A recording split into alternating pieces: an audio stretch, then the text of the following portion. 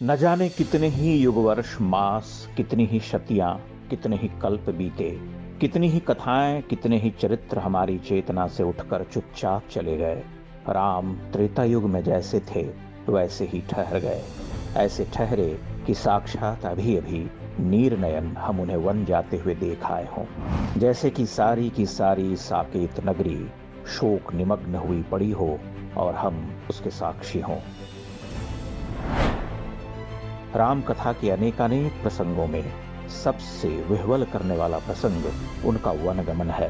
उस प्रसंग के साथ दशरथ का दाशरथिक दुख जुड़ा है, कौशल्या का हताश क्रंदन है, पूरी अयोध्या पुरी का आकुल कंठ है। जबकि समर्थ राम के पास इस शोक से बचने के सारे साधन थे। स्वयं दशरथ कह चुके थे, अयोध्यायाम त्वमेवाद्य भव राजा निगृह्यमाम। मैं विवश हूं, तुम नहीं। मेरे प्रति विद्रोह कर अयोध्या के अधिपति बन जाओ राम। किंतु राम किसी और मृदा के बने थे।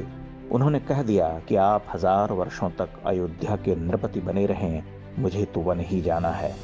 इसमें जैसे राम का एक सूक्ष्म कटाक्ष भी है, जैसे वे पिता से कह रहे हों कि माता कैकेयी के हठ से आपका पुरुषार्थ और विवेक मारा ही गया, तो फिर मुझे भी क्यों अपनी कर्तव्य निष्ठा से विमुख कर धर्मच्युत करना चाहते हैं।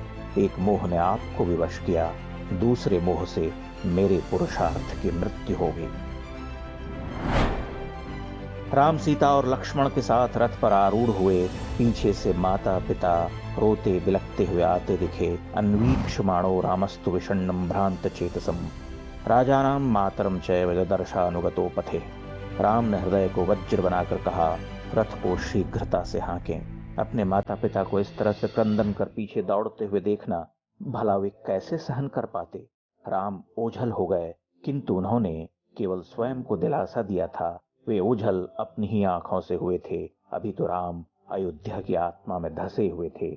एक विशाल जन समूह धूल धूसरित विकल प्राण उनके पीछे विक्षिप्त होकर बहा जा रहा था, जैसे अंधड़ में सूखी पत्तियां बहा करती हैं। राम यानी विवेक, राम यानी पर दुख कातरता, राम यानी स्वयं को क्लांत कर दूसरों को विश्रांति देना। तमसा नदी के तट पर वे भोर वेला में जागे।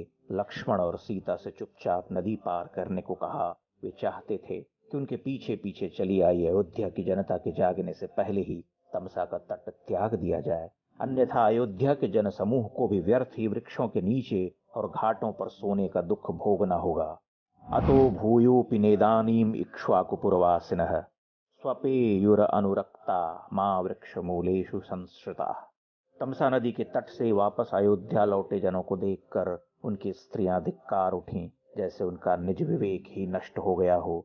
ते विषम पिबतालुड्य क्षीण पुण्याः सुदुखिताः राघवम वानुगच्छद्धुम श्रुति वापि गच्छत। हमारे पुण्य नष्ट हो गए हैं, अब यहाँ रहना दुख को भोगना है। अब या तो हम विष पीकर अपने प्राण दे दें, अथवा अयोध्या को त्याग कर वहां रहें जहां कैकेयी की छाया भी न हो। यह दुख गोपियों की विरह वेदना से छोटा कहाँ है। जो सुमंत्र अब तक राम के साथ थे, उन्हें राम बार बार अयोध्या वापस लौटने को कह रहे थे। कितनी ही दुहाइयों के बाद सुमंत्र को लौटना पड़ा। वे जब साकेत पहुंचे तो पूरी नगरी को क्लांत देखा। आनंदविहीन अयोध्या निःशब्द निविड़ अंधकार में डूबी हुई थी। सा शून्याम एव निशब्दाम दृष्टवा परम दुर्मनाः। सुमंत्र को देखकर हजारों हजार लोग उनकी ओर दौड़ पड़े। राम कहाँ हैं पूछने लगे। सुमंत्र का उत्तर सुनकर हा राम के आर्तनाद से आकाश कांप उठा। दशरथ का दुख दहक उठा। वे कहने लगे, अब राम तो लौटेंगे नहीं, मुझे ही वन ले चलो। हा राम रामानुजहा वैदेही तपस्विनी। राम का वनगमन सामूहिक विरह विछोह की सबसे घनीभूत भावना है। वह इस तरह की सबसे प्राचीन घटना भी है। किसी एक मनुष्य के वनवास पर संसार कभी इतना विकल न हुआ।